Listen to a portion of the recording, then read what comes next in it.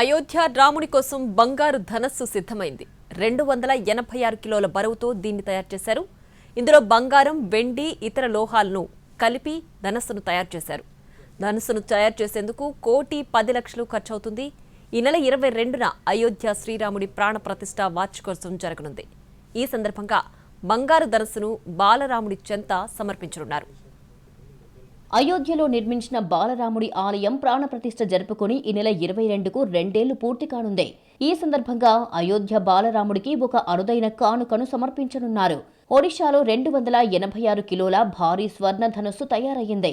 జగన్నాథుడి ప్రతిమతో కూడిన అద్భుత కళాఖండం ఆ ధనుస్సు తొలుత పూరీ క్షేత్రానికి చేరుకుంది. ఇక్కడి భక్తులను విశేషంగా ఆకట్టుకుంది. అయోధ్య రామ మందిరానికి ఒడిశా ప్రజల భక్తికి చిహ్నంగా భారీగా వెండి, బంగారంతో తయారు చేసిన ధనుస్సు ఇది. హిందువుల 500 ఏళ్ల నాటి కలను నెరవేర్చుతూ 2024 జనవరి 22న ఉత్తరప్రదేశ్లోని అయోధ్యలో బాలరాముడి ప్రాణప్రతిష్ఠ అత్యంత వైభవోపేతంగా జరిగింది.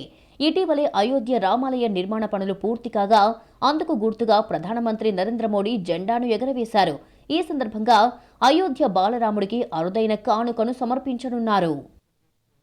జగన్నాథుడి ప్రతిమతో కూడిన ఈ అద్భుత కళాఖండం భక్తులను విశేషంగా ఆకట్టుకుంటోంది. ఒడిశాలోని రూర్కెలాలో తయారైన ఈ రామధనస్సు ఆ రాష్ట్రంలోని వివిధ జిల్లాల గుండా ప్రయాణించింది. ఈ ధనుస్సు తయారీలో కిలో బంగారం, 2.5 కిలోల వెండితో పాటు రాగి, జింక్, ఇనుము వంటి లోహాల మిశ్రమాన్ని వాడారు. ఈ రామధనస్సు 8 అడుగుల పొడవు, 3 అడుగుల వెడల్పుతో గంభీరంగా ఉంది. పూరి జగన్నాథుడు, అయోధ్య రాముడు ఆధ్యాత్మిక సంబంధానికి గుర్తుగా ఈ ధనుస్సుపై శ్రీ జగన్నాథస్వామి విగ్రహాన్ని, ఫిలిగ్రీ కిరీటాన్ని అద్భుతంగా చెక్కారు.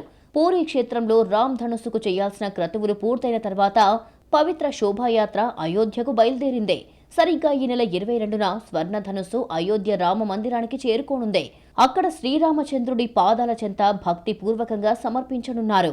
ఈ మహత్కార్యాన్ని సనాతన జాగరణ మంచ్ నిర్వహిస్తోంది.